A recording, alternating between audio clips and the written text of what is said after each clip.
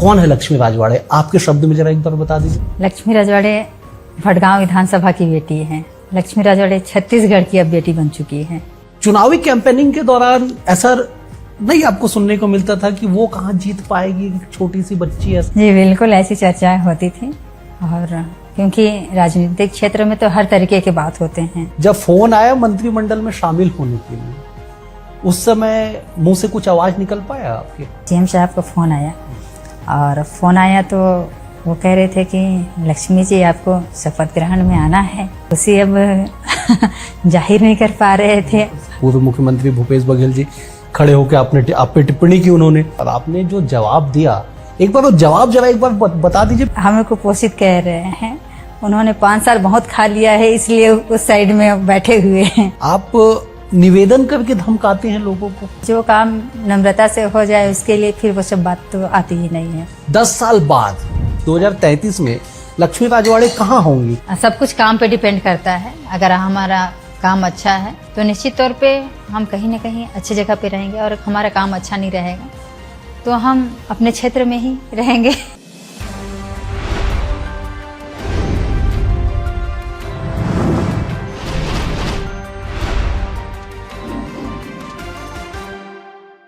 नमस्कार, हमारे खास कार्यक्रम में आप सभी का स्वागत है।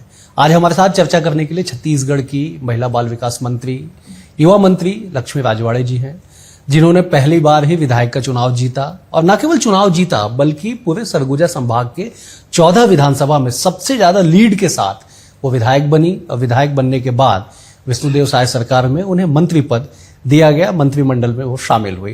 मैडम, आपका बहुत स्वागत है BSTV के खास कार्यक्रम में। बड़ी आपके नाम का जब ऐलान हुआ कि लक्ष्मी राजवाड़े मंत्री बनेंगे, तो लोगों ने गूगल पे सर्च किया, कौन है लक्ष्मी राजवाड़े, कहां से अचानक से आ गई, कौन है लक्ष्मी राजवाड़े? आपके शब्द में जरा एक बार बता दीजिए दर्शकों को। लक्ष्मी राजवाड़े भटगांव विधानसभा की बेटी है।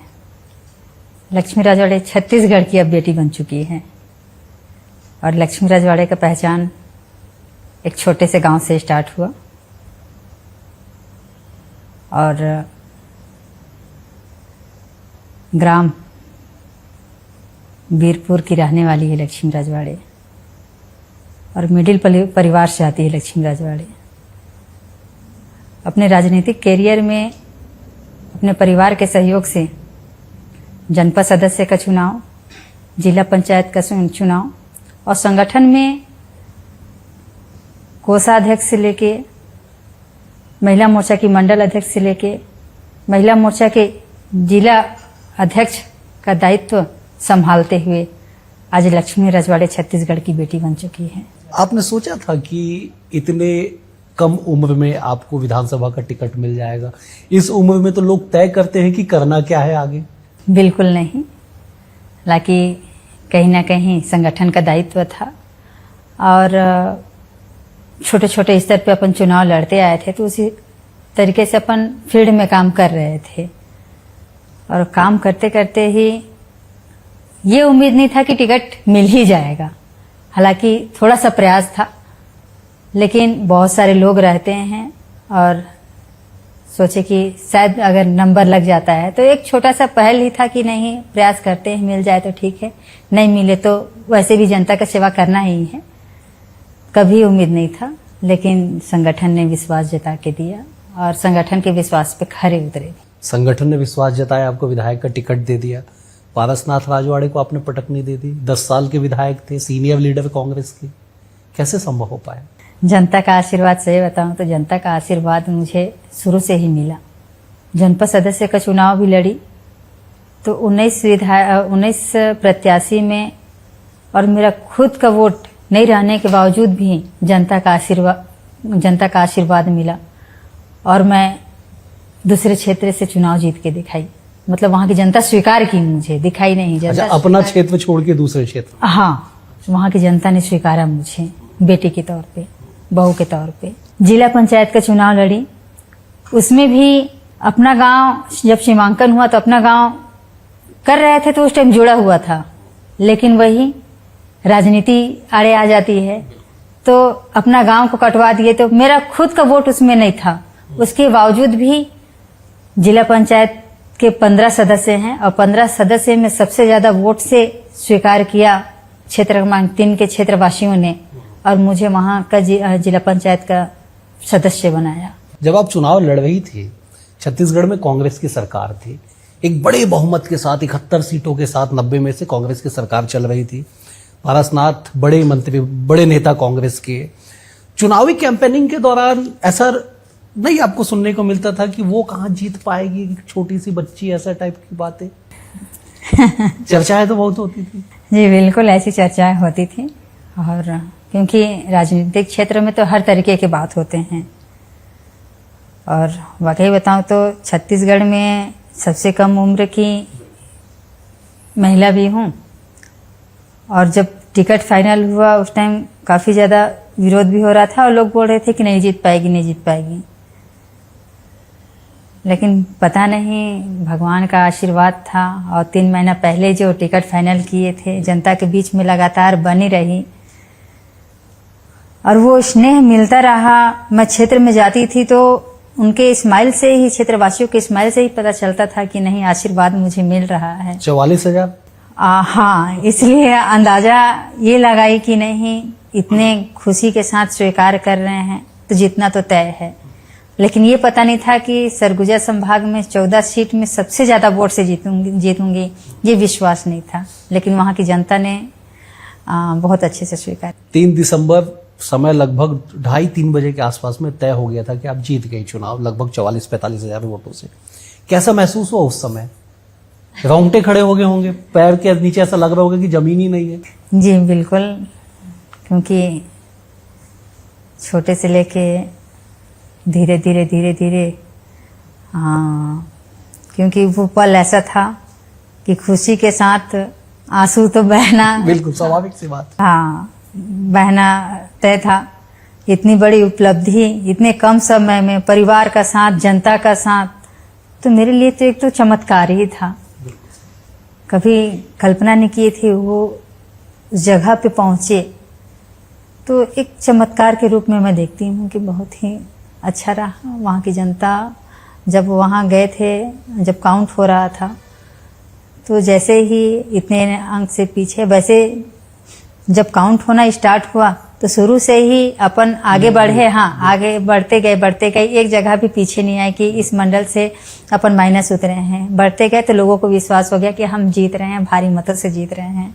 ओबीसी होने का फायदा मिला आपको क्षेत्र में? क्योंकि उस समय तात्कालिक भूपेश बघेल सरकार में ओबीसी को लेके एक बड़ा चला कि ओबीसी सरकार है, तो आप अपने क्षेत्र से ओबीसी नेत्री रही, तो उसका कुछ लाभ मिला आपको? नहीं, मैं ये नहीं कहती कि ओबीसी रहने से ही, क्योंकि जनता के ऊपर डिपेंड रहता है कि वो ओबीसी है कि एसटी है कि एससी है। जनता अगर जिसको स्वीकार कर ले, स्वीकार करने के आधार पर रहता है। अगर स्वीकार कर ली है, वो ओबीसी रहे, चाहे एससी रहे, एसटी रहे, तो सब निर्णय तो जनता ही करती है। अच्छा, आप विधायक बन गई, आपने शपथ ले लिया, जब फोन आया मंत्रिमंडल में शामिल होने के लिए, उस समय मुंह से कुछ आवाज निकल पाया आपके? 3 दिवस का सत्र जब चला, तो सत्र के दौरान लास्ट दिन था। लास्ट दिन में जैसे ही खत्म हुआ, हस्बैंड के साथ घर निकलने के लिए ही अपन निकले हुए थे, गाड़ी में दोनों साथ में बैठे हुए थे। तो मैं बोली नहीं, मेरे लिए एक स्लीपर चाहिए। अच्छा। हाँ, स्लीपर खरीद के फिर अपन निकलेंगे। हाँ, क्योंकि चुनाव के दौरान एक ही स्लीपर में पूरा 3 महीना ऐसे ही बिता दिए। तो फिर जैसे ही स्लीपर लेने जा रहे थे, वैसे ही सीएम साहब का फ़ोन आया। और फ़ोन आया तो वो कह रहे थे कि लक्ष्मी जी, आपको शपथ ग्रहण में आना है।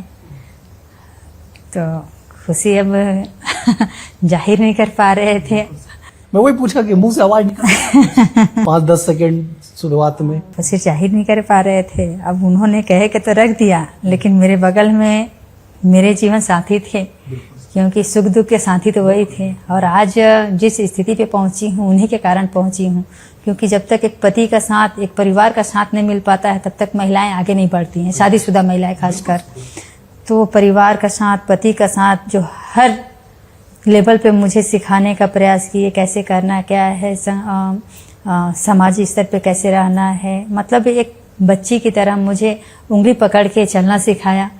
वैसे ही वही काम मेरे हस्बैंड किए, वही काम मेरे परिवार वाले किए हैं। तो खुशी बहुत ही ज़्यादा हुआ और साथ में पति जी थे, तो एक दूसरे में, और जैसे ही पता चला तो एक दूसरे को शेयर करने लगे और खुशी दोनों बहुत ही ज़्यादा था। कोई पॉलिटिकल बैकग्राउंड आपके मायके तरफ कुछ रहा हो आपका? नहीं, ऐसा कुछ नहीं था, न मेरे मायके साइड भी नहीं था, न मेरे ससुराल में भी नहीं था। मतलब पॉलिटिकल बैकग्राउंड कुछ नहीं था। कहते हैं पॉलिटिक्स में गॉडफादर बहुत जरूरी है। आप तो बिल्कुल जमीन से आई और मंत्री बन गए। नहीं, ऐसा बिल्कुल नहीं था। मेरे मायके में ही मिडिल परिवार के लोग हैं। पापा एसोसियल वर्कर थे, कुमदा कॉलोनी में रहकर ही नौकरी की और रिटायरमेंट होने के बाद वो गांव में कोरिया जिला में चले गए। और ऐसा कोई बैकग्राउंड नहीं था कि परिवार में कोई पॉलिटिकल से जुड़े रहे हैं, ऐसा कुछ नहीं था। बस शुरू से ही अपन शुरुआत की है। आप निवेदन करके धमकाते हैं लोगों को? पहले आप निवेदन करती हैं, फिर आप धमकी देती हैं। आपका वीडियो मैंने भी देखा, बहुत वायरल हुआ। जब आप पहली बार पहुंची तो आपने कहा मंच से कि कार्यकर्ताओं को कोई अगर लगातार परेशान करेगा, मैं निवेदन करती हूँ, फिर उसका क्या होगा वो सोच ले। तो निवेदन के स्टाइल में धमकी, ये कैसा? क्या है, वो एक वायरल हालांकि बहुत ज्यादा हो गया था। मुझे पता नहीं था कि वो इतना ज्यादा वायरल होगा। हाँ, नहीं, कुछ कार्यकर्ताओं के माध्यम से ऐसा बात आया कि ऐसा ऐसा चीज है, तो मैं उसको सिर्फ बताने का प्रयास की कि हमारे कार्यकर्ताओं को, हमारी जनता को किसी भी प्रकार की तकलीफ ना हो। तो वहाँ पे हालांकि अधिकारी गाड़ी भी थे। तो क्या है, पहले हम निवेदन में बात करते हैं। वो बड़े लेवल के अधिकारी हों चाहे नीचे स्तर के अधिकारी हों, निवेदन से ही अपन क्या है, जो काम नम्रता से हो जाए उसके लिए फिर वो सब बात तो आती ही नहीं है। तो निवेदन ही हमारे लिए सही शब्द रहता है।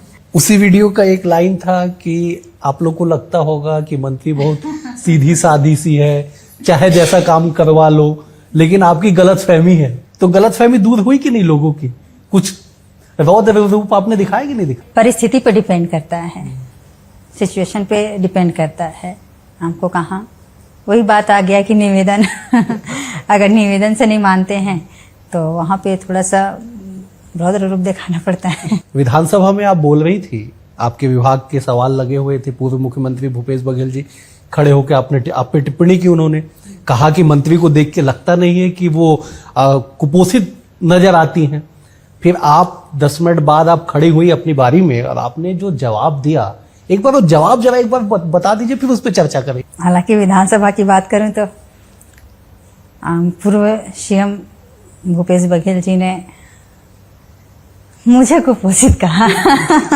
वही मैं कह रहा, आप ही को किस कुपोषित। एंगल से मुझे कुपोषित वो कहे मुझे नहीं पता, लेकिन उनके बातों से मैं थोड़ा सा मेरे को हल्का सा खराब पिंच हुआ। जब मेरी पारी आई तो इस चीज को मैं हमारे विधानसभा के अध्यक्ष जी के समक्ष रखी मैं कि हमें कुपोषित कह रहे हैं।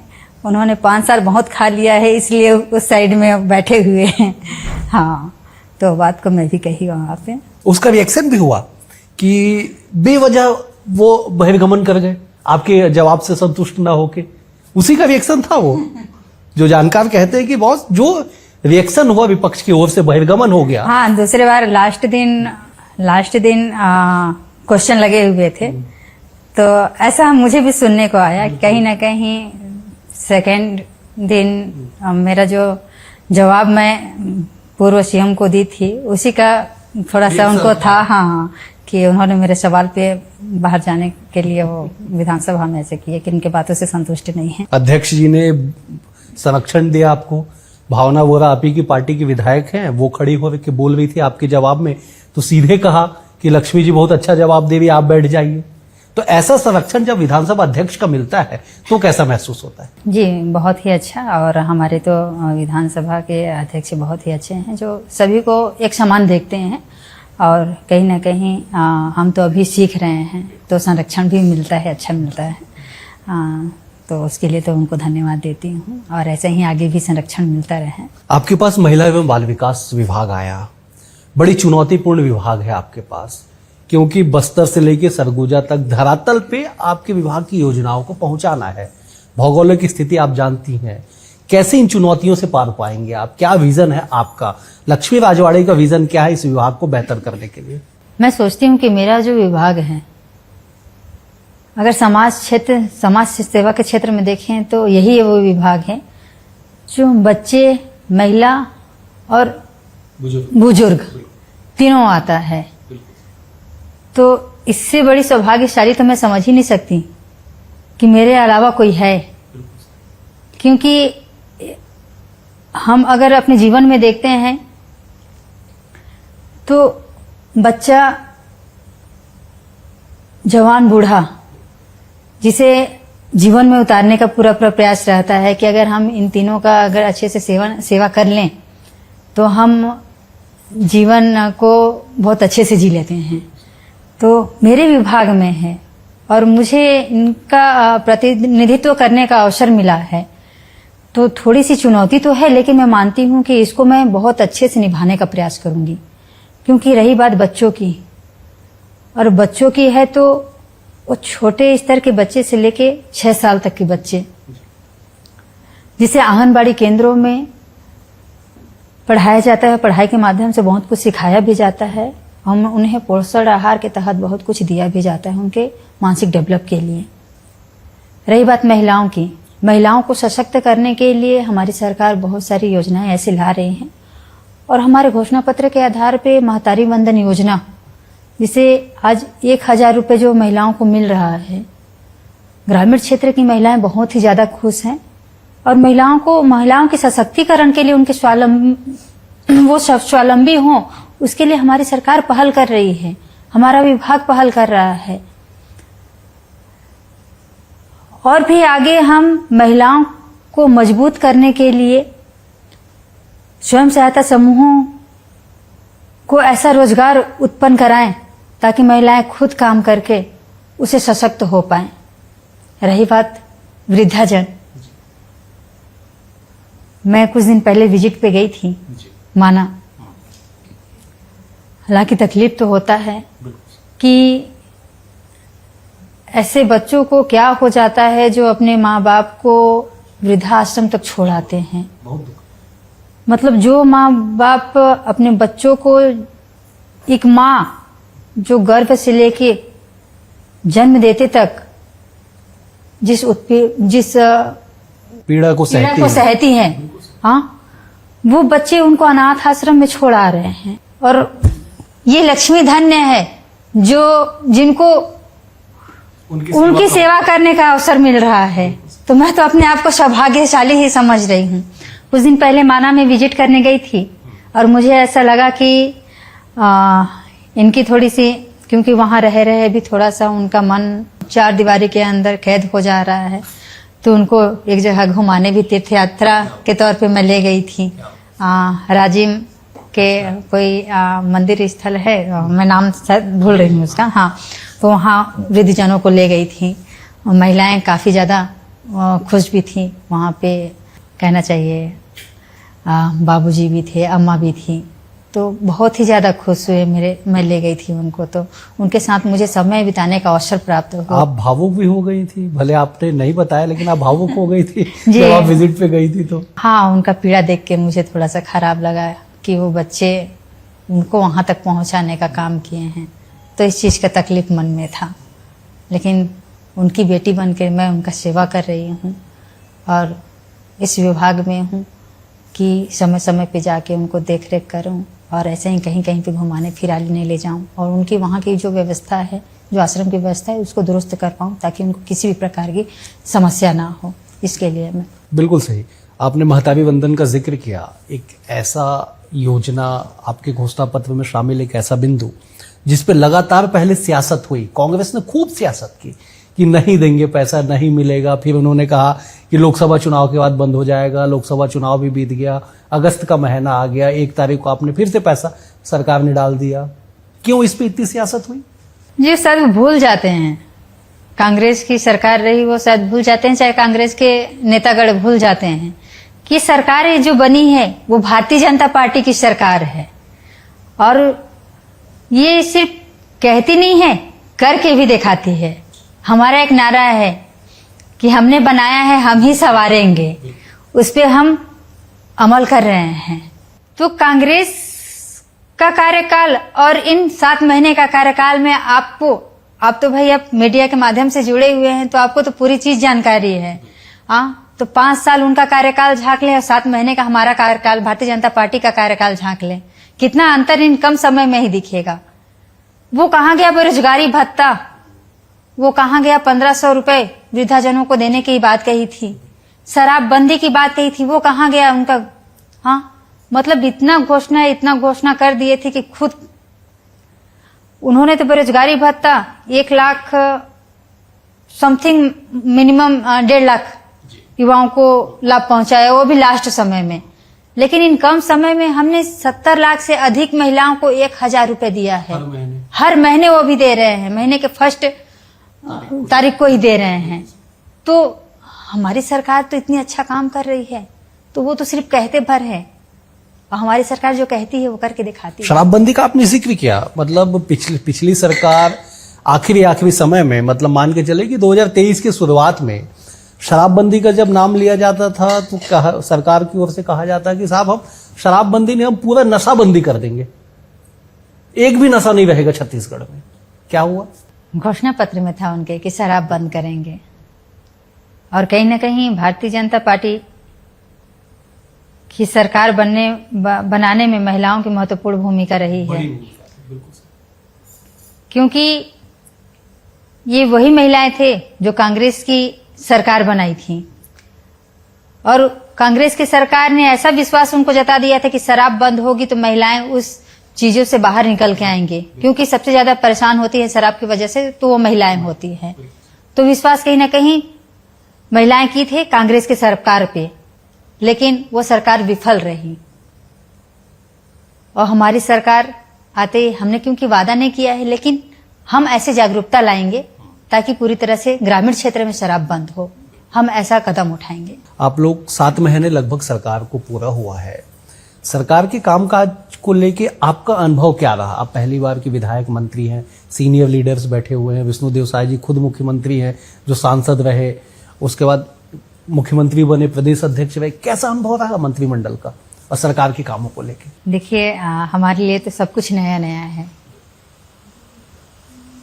क्योंकि जनपद का चुनाव, जिला पंचायत का चुनाव थोड़ा छोटे लेवल का है, लेकिन विधानसभा का चुनाव बड़ा स्तर का हो जाता है, और साथ में मंत्री का दायित्व संभालना, क्योंकि हमारे लिए तो पहला अनुभव ही है ये सब, और बहुत कुछ तो हम अभी सीख रहे हैं, और सभी से डिस्कशन करके हम अपने विभाग में अच्छा काम करने का भी प्रयास कर रहे हैं कि क्या अच्छा हो सकता है। तो बहुत अनुभवी लोग हैं हमारे टीम में, और उनके माध्यम से सीखने को भी मिल रहा है, तो निश्चित तौर पे हमारा विभाग भी बहुत अच्छे से चलेगा और उसको प्रयास भी करना चाहिए। रेडी टू ईट को लेके बहुत सियासत हुई, खास करके आपकी सरकार जब आई, कांग्रेस की सरकार गई, विधानसभा में भी सवाल उठा, पूर्व महिला बाल विकास मंत्री अनिला भेड़िया ने सवाल लगाया कि रेडी टू ईट आप लोग बांट नहीं पा रहे। आपने सदन में बहुत अच्छा जवाब दिया, लेकिन वास्तविक स्थिति क्या है रेडी टू ईट को लेके, क्यों उस पर सवाल उठ रहे हैं? देखिए, सरकार बने अभी ज्यादा दिन नहीं हुए हैं, अभी 7 ही महीने हुए हैं, और घोषणा पत्र में रेडी टू ईट भी था कि हम स्वयं सहायता समूह की महिलाओं को लौटाएंगे, और इन कम समय में हमने बहुत सारे वादे पूरे किए हैं। कुछ ऐसे चीज हैं जो तत्काल निर्णय नहीं लिया जा सकता, लेकिन रेडी टू ईट के विषय पे भी हमारा लगातार चर्चा हो रहा है, और ये काम प्रक्रिया में चल रहा है। बहुत जल्दी ही हम महिलाओं को रेडी टू ईट का काम देंगे, बहुत जल्दी ही।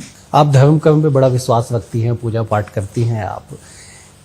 आंगनबाड़ी एक बेस होता है जहां से बच्चा जो है आंगनबाड़ी पहुंचता है, वहां से अपने जीवन की शुरुआत करता है, स्कूल कॉलेजों में जाता है।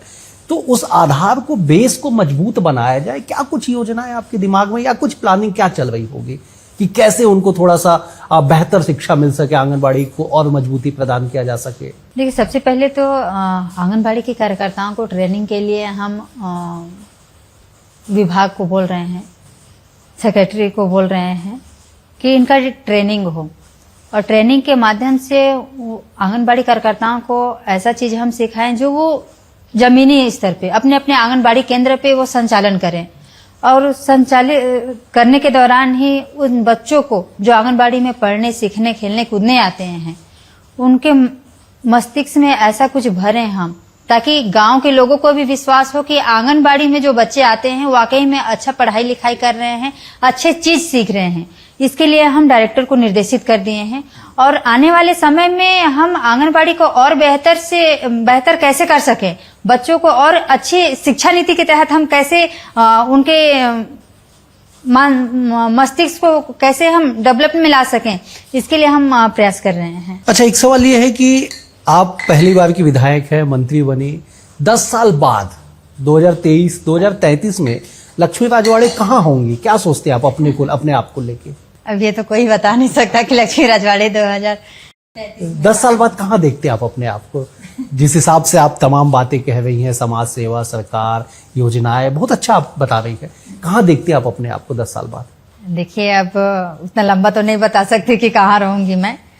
सब कुछ काम पे डिपेंड करता है। अगर हमारा काम अच्छा है तो निश्चित तौर पे हम कहीं ना कहीं अच्छी जगह पे रहेंगे, और हमारा काम अच्छा नहीं रहेगा तो हम अपने क्षेत्र में ही रहेंगे। अच्छा, एक और सवाल, एक आखिरी सवाल है, समाप्त करेंगे, समय हो रहा है।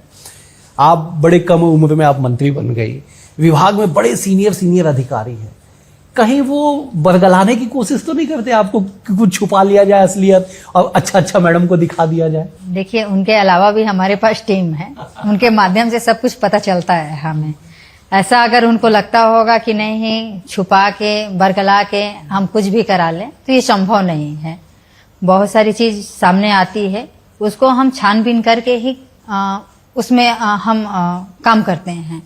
तो ऐसा नहीं है कि नहीं, उनके कहने पे हम आके कुछ भी काम करें। हमारे पास टीम है, टीम से जांच कुछ परख के सब तरह से सर्टिफाइड हो लेते हैं, उसके बाद हम काम करते हैं। बेहद शुक्रिया आपका समय देने के लिए BS टीवी को।